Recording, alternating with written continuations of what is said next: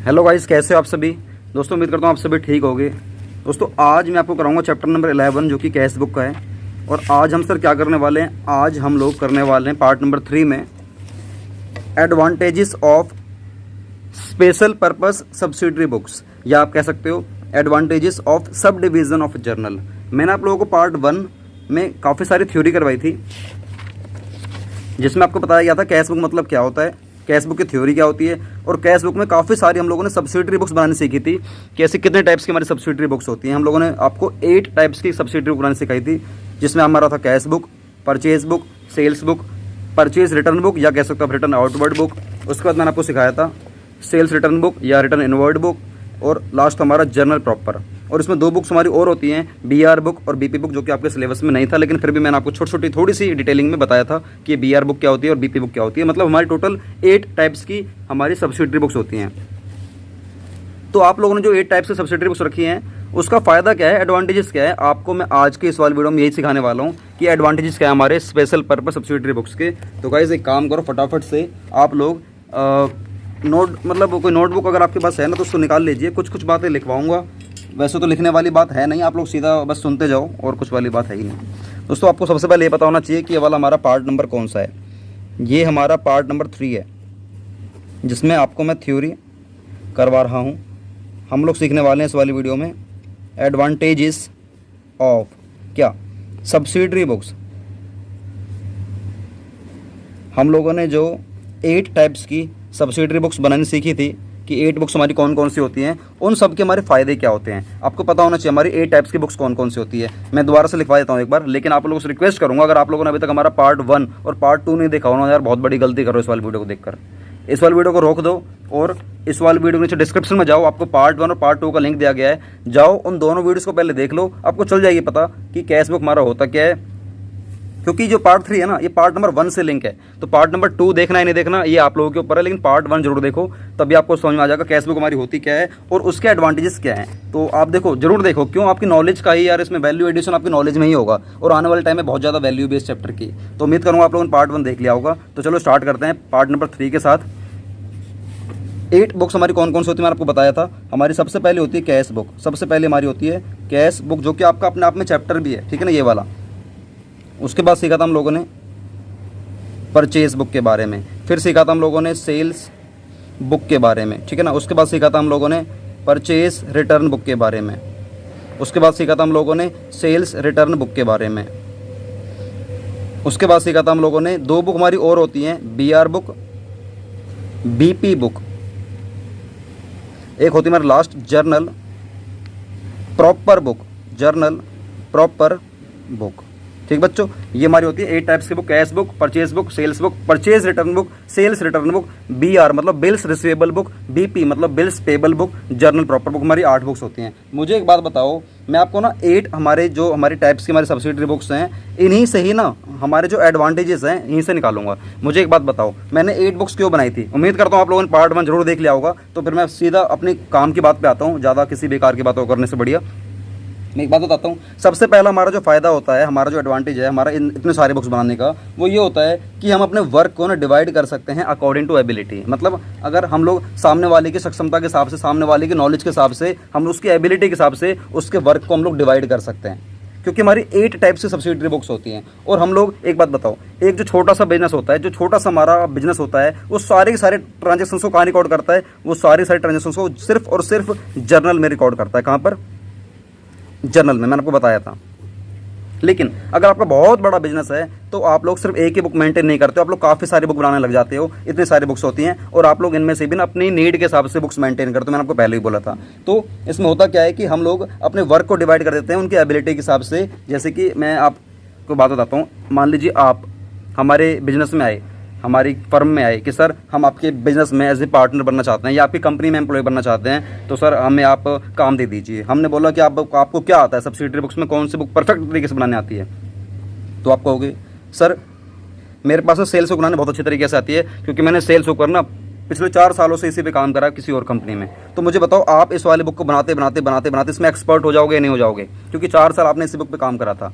तो मैं बताओ, आप लोगों ने इन बुक पे काम करा था, फिर आप लोगों ने इन वाली बुक्स पे आप लोगों ने काम ही नहीं करा। तो जब आप हमारी कंपनी में आओगे तो मैं आपको कौन सी वाली जॉब दूंगा, इन सारी बुक्स की दूंगा या इसकी दूंगा, बताओ आप लोग। सर बट ऑब्वियस है आप सेल्स को बनाने के लिए बोलोगे। तो इससे होता क्या है कि क्योंकि आपकी इसमें एक्सपर्टीज हो चुकी है, इसीलिए आप एक ही काम को बार बार कर रहे हो, बार बार कर रहे हो, और मैं आपकी एबिलिटी के हिसाब से आपको काम दे दूंगा। तो गाइस आपको दिखाता हूँ बुक में, ये है हमारा फर्स्ट पॉइंट। पहले देख लीजिए एडवांटेजेस क्या लिखा है। The following are the uses और advantages of maintaining a number of special purpose subsidiary books instead of one journal only. मतलब अगर आप एक बहुत बड़े बिजनेस पे काम कर रहे हो तो आप लोग सिर्फ एक ही जर्नल को मेंटेन मत करो, आप लोग काफ़ी सारी बुक्स बनाओ अलग अलग आपके वर्क के हिसाब से। तो सबसे पहला बता रहा है इसमें हमारा जो एडवांटेजेस है या हमारा यूजेस, एडवांटेजेस या यूजेस कुछ भी आ जाए पेपर में, याद रखना आपको यही 8 पॉइंट्स लिखने हैं।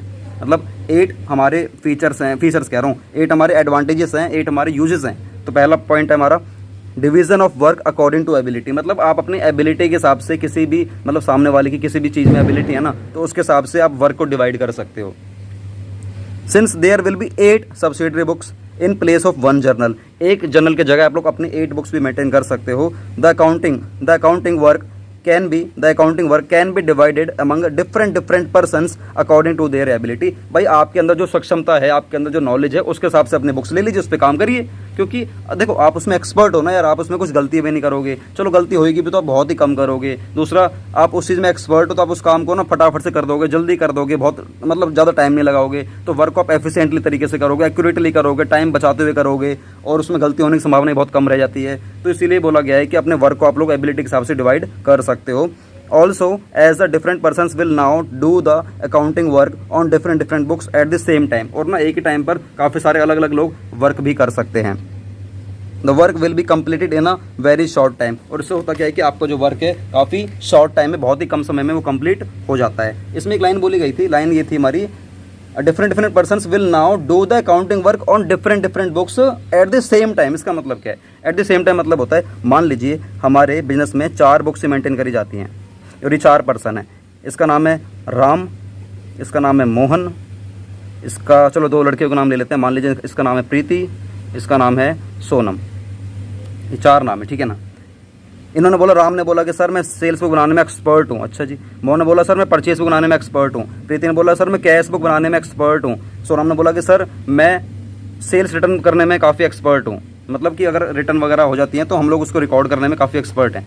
तो बताओ, एक बात बताओ, मान लीजिए एक ही बार में कोई एक ऐसा कस्टमर आया, मान लीजिए एक ऐसा मोमेंट आया हमारे लाइफ का, उस वक्त हमें परचेज भी करनी है, सेल्स भी करनी है, कैश बुक भी हमें मेंटेन करनी है, क्योंकि पैसा आ भी रहा है, पैसा जा भी रहा है, पैसा आ भी रहा है, पैसा जा भी रहा है, और हमें सेल्स रिटर्न भी करनी है, क्योंकि कोई कस्टमर हमें माल वापस करने के लिए आ रहा है। अगर आप सिर्फ एक ही बुक मेंटेन करते हो, जर्नल मान लीजिए, तो क्या ये सारी ट्रांजेक्शन्स एक ही बार में रिकॉर्ड कर दोगे? नहीं, आप सीक्वेंस वाइज ही करोगे ना, पहले ये करोगे या फिर ये करोगे, कुछ भी है, एक के बाद एक ऐसे करोगे। लेकिन होता क्या, अगर आप लोग अलग अलग बुक मेंटेन करते हो तो एक ही बार में, उसी एक ही मतलब पल में आप सारी चीज़ों को रिकॉर्ड कर सकते हो। चलिए सेकंड पॉइंट पे चलते हैं।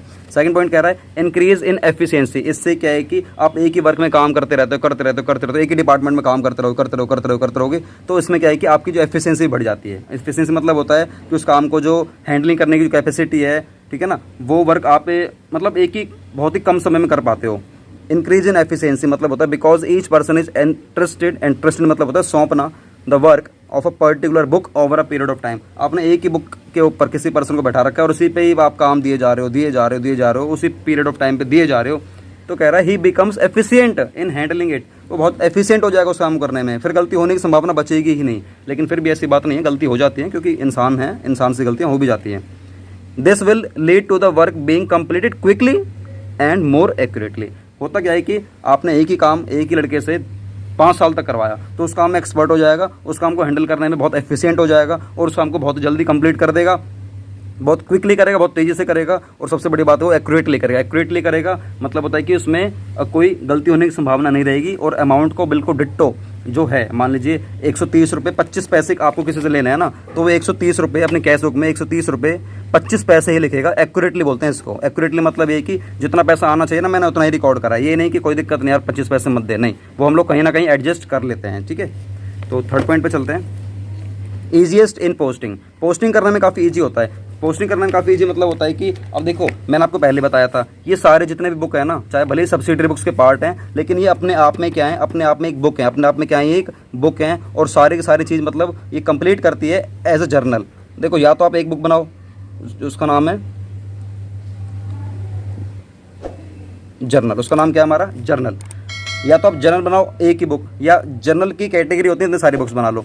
जर्नल के बाद का हमारा जो आता है प्रोसेस जर्नल के बाद का हमारा जो आता है प्रोसेस क्या आता है बताओ सर? लेजर आता है। लेजर में हम लोग क्या करते हैं, पोस्टिंग करते हैं। लेजर में क्या करते हैं हम लोग, पोस्टिंग करते हैं। लेजर के बाद हमारा आता है ट्रायल बैलेंस। ट्रायल बैलेंस के बाद हमारा क्या आता है, फाइनल अकाउंट, जिसमें हम लोग 3 अकाउंट बनाते हैं। सर क्या क्या बनाते हैं? ट्रेडिंग अकाउंट, हालांकि अभी आपके सिलेबस का पार्ट नहीं है इस वक्त, मतलब अभी फिलहाल के लिए नहीं है, इस चैप्टर में नहीं है। Trading account, profit and loss account और बैलेंस शीट, हमारी इतनी सारी बुक्स होती हैं। मुझे एक बात बताओ, ये सारी बुक्स हमारी क्या हैं, अपने आप में सारी बुक्स क्या हैं? सर अपने आप में सारी बुक हमारी जर्नल हैं। तो जर्नल के बाद आप लेजर में ट्रांसफर करते हो, क्या करते हो, पोस्टिंग करते हो। जर्नल के बाद लेजर में क्या करते हो आप लोग, पोस्टिंग करते हो।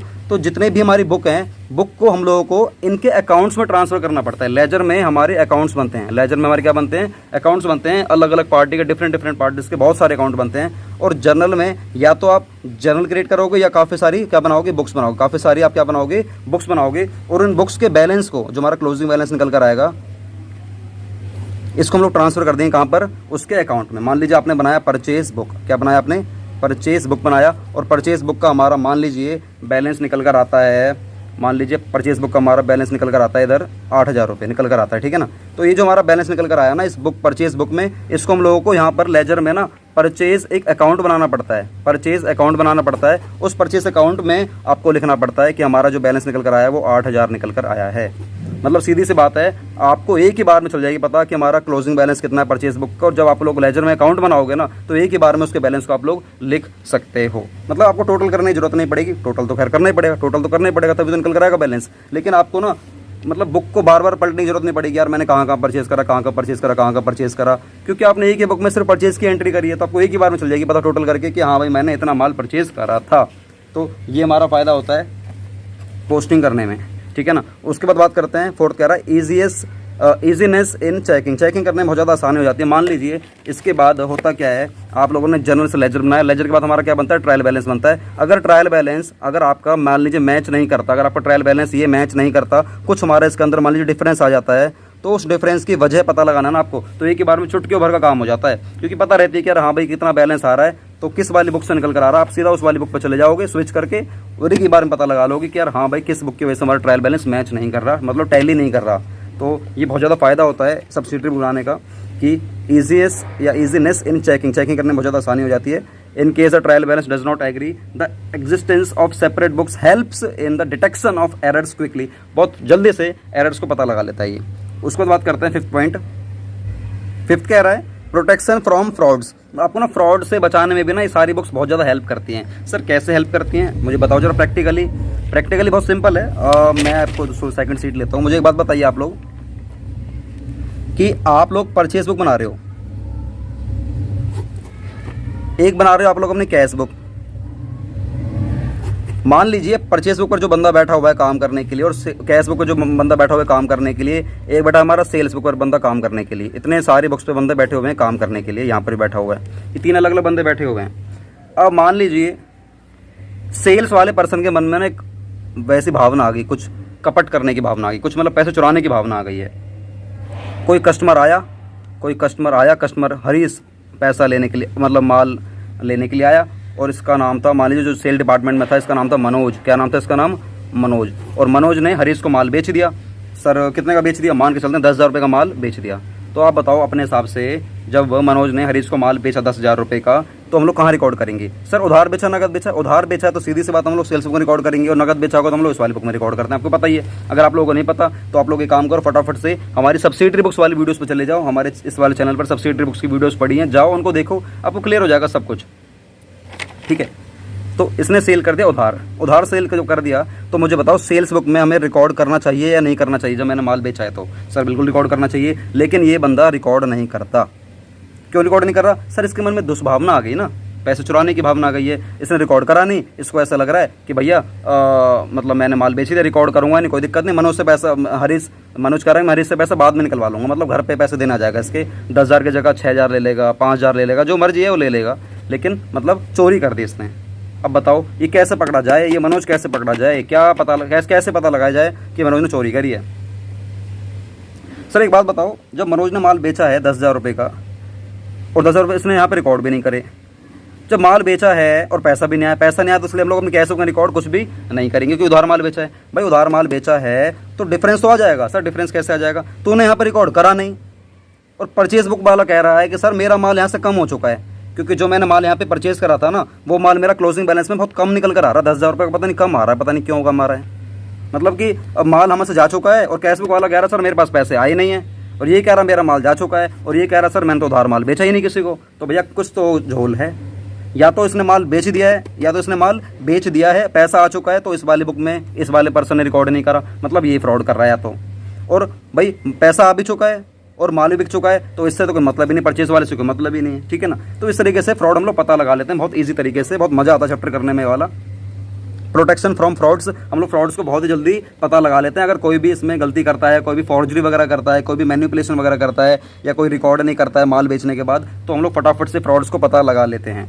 उसके बाद बात करते हैं full information at one place. आपको सारी की सारी इन्फॉर्मेशन, जितनी भी इन्फॉर्मेशन है ना, सारी इन बुक्स में पता चल जाएगी। मान लीजिए मालिक आया, मालिक का नाम है संजय, मालिक का नाम क्या है संजय। संजय कहता है, ये मालिक है हमारा ओनर है, संजय कहता है मुझे बताओ विनोद कि तुमने इस महीने कितनी सेल करी है। तो भाई एक बात बताओ, हमारा पॉइंट है full information at one place. आपको एक ही बार में ना, मतलब मैं अकाउंटेंट हूँ, मान लीजिए संजय जी का मैं अकाउंटेंट हूँ, मैं एक ही बार में संजय को बता दूंगा कि भाई मैंने फटाफट से क्या करूँगा, मैं किस वाली बुक पे जाऊँगा, सेल सेल सेल सेल, इस वाली बुक पे जाऊँगा और फटाफट से मैं टोटल कर दूंगा कि हाँ भैया इतने मैंने सेल करी है, इतनी मैंने सेल करी, इतने मैंने सेल करी, इतना पैसा, इतना माल वापस आ गया है, इतनी मैंने सेल कर दी है, कुल मिलाकर क्लोजिंग में मैंने इतनी सेल करी है, और फटाफट से टोटल करके मैं इसको एक ही बार में बता दूंगा। इसीलिए कह रहे हैं कि आपको सारी इन्फॉर्मेशन एक ही जगह पर मिल जाती है। उसके बाद बात करते हैं फ्लेक्सिबल। फ्लेक्सिबल मतलब होता है ये जो हमारी 8 बुक्स है ना, काफ़ी सारी जो नंबर ऑफ सब्सिडियरी बुक्स है ना, ये फ्लेक्सिबल है। मतलब आप लोग अपने हिसाब से आपकी जो भी ना मतलब नीड है ना, आप उसके हिसाब से उसको बना सकते हो, मतलब ज़्यादा कर सकते हो, कम कर सकते हो। मैंने आपको बताया भी था फर्स्ट वाली वीडियो में, आप जाकर देखो अगर आप लोग नहीं देखी तो, कि हम लोगों को कम से कम कितनी बुक्स बनाने चाहिए। एक जो नॉर्मल जो बिजनेस होता है, छोटा भी बिजनेस होगा, वो कम से कम कितनी बुक बनाएगा। अगर आप लोगों ने वीडियो देखी तो मुझे इस वाली वीडियो नीचे डिस्क्रिप्शन में जाओ, कॉमेंट डिस्क्रिप्शन में कह रहा हूँ, आप लोग कॉमेंट बॉक्स में जाओ, आप लोग फटाफट से उसमें कॉमेंट बॉक्स में बताओ कि बताओ जो सबसे छोटा बिजनेस भी होगा ना, वो कम से कम कितने बुक्स तो बनाएगा ही बनाएगा, बताओ नीचे कमेंट बॉक्स में। फ्लेक्सिबल अपने हिसाब से हम लोग बना लेते हैं बुक्स, ज़्यादा बनानी ज़्यादा बनाओ, कम बनानी कम बनाओ, लेकिन कम से कम इतने बुक्स तो बनाता ही बनाता है कोई भी दुकानदार हो, छोटा वो कौन सी बुक्स हैं नीचे बताओ मुझे कमेंट बॉक्स में, मैं आपको इंतजार करता हूँ, ठीक है ना। कमेंट्स आप लोगों के पढ़ता हूँ, मैं खुद पढ़ता हूँ, चलती है पता कौन बच्चा मेरी वीडियो देख रहा है, कौन बच्चा नहीं देख रहा है, किसने फुल देखी है, किसने फुल नहीं देखी है, तो हम लोग पता लगा लेते हैं। चलिए 8th पॉइंट देखते हैं। 8th में कह रहा है फिक्सेशन ऑफ रिस्पॉन्सिबिलिटी। हम लोग रिस्पॉन्सिबिलिटी भी फिक्स करते हैं। भाई राम मैंने तेरे को बोला है कि तू कैश बुक बनाएगा, कि भाई तू कैश बुक बनाएगा, राम तू कैश बुक बनाएगा। तो अगर कभी कैश में कुछ दिक्कत आ गई ना, पैसा कम हो गया, ज़्यादा हो गया, भाई तू ही इसका रिस्पॉन्सिबल है। ज़्यादा हुआ तो क्यों हुआ, कम हुआ तो क्यों हुआ, तू ही रिस्पॉन्सिबल रहेगा, याद रखियो। मुझे इन सबसे बंदे से कोई मतलब नहीं होगा, मुझे सिर्फ तेरे से मतलब होगा। तो हम लोग एक रिस्पॉन्सिबिलिटी भी इन बंदों को हम लोग फिक्स कर देते हैं। और सही बात है, ये क्या हो गया, ठीक है, और सही बात है, रिस्पॉन्सिबिलिटी फिक्स कर दोगे तो इससे अच्छा ही रहता है। अब एक जिम्मेदारी आ जाती है कि यार मुझे जवाब देना पड़ेगा, इसलिए फ्रॉड होने की संभावना भी काफ़ी कम हो जाती है। तो गाइज ये रही हमारी वीडियो जो कि पार्ट नंबर 3 है, एडवांटेजेस या uses of special purpose subsidiary books. Sir यहाँ पे तो लिखा ही नहीं स्पेशल पर्पस, भाई मेरी आंखों से देखो ना, ये स्पेशल पर्पस सब्सिडियरी बुक्स ही हैं, या आप कह सकते हो सब डिवीजन ऑफ जर्नल, या कह सकते हो स्पेशल पर्पस सब्सिडियरी बुक्स।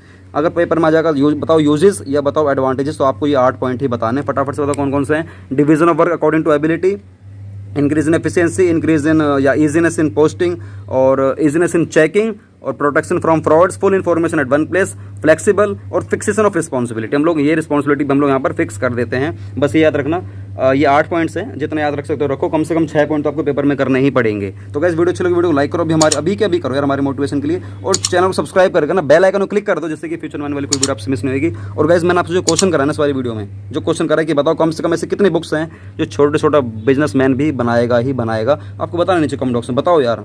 मैं आप लोगों के कमेंट्स पढ़ता हूँ खुद, अच्छा लगता है मुझे यार, ठीक है ना। और गाइस एक हमारा चैनल है एक यूट्यूब पर इंग्लिश की क्लास विनोद नेम से आपके सामने शो हो रहा है, इस तरीके से आप सर्च कर लेना और सब्सक्राइब कर देना, बेल आइकन क्लिक कर देना, क्योंकि आने वाले टाइम में इंग्लिश की बहुत ज़्यादा वैल्यू है यार। अगर आप लोग इंग्लिश सीखोगे तो आने वाले टाइम में आपको बहुत सक्सेस काफ़ी जल्दी मिल जाएगी, बस ये रहता है, क्योंकि आने वाले टाइम में इंग्लिश की बहुत ज़्यादा वैल्यू हो गई है। और इसी तरीके से आप हमारे इंस्टाग्राम पर जुड़ जाओ, हमारे अकाउंट्स वाले इंस्टाग्राम ID पर भी जुड़ जाओ और हमारी इंग्लिश वाले इंस्टाग्राम ID पर, दोनों पर जुड़ जाओ। हम लगातार उस पर लाइव आते हैं, आप लोगों के लिए क्विज रेडी करते हैं, आप लोगों के लिए क्वेश्चन रेडी करते हैं, आप लोगों के संग इंटरेक्ट करते हैं, बातचीत करते हैं और आप लोगों के जो भी Q&A सेशन होते हैं हम लोग कंडक्ट करते हैं, बातचीत करके आपके सॉल्यूशन प्रोवाइड करते हैं। और जो भी आपके डाउट्स हैं, आप कुछ सुझाव देना चाहते हो, कोई स्पेसिफिक वीडियो बनवाना चाहते हो, नीचे बताओ कमेंट बॉक्स में, आप लोगों के लिए नई वीडियो बना देंगे। और हमारा कल आने वाला पार्ट 4 जिसमें हम लोग प्रैक्टिकल क्वेश्चन कवर करने वाले हैं। और गाइस वीडियो अच्छी लगी वीडियो में कुछ लिख देना हमारे बारे में, ठीक है ना। तो चलो मिलते हैं नई वीडियो से, वंदे मातरम, जय हिंद।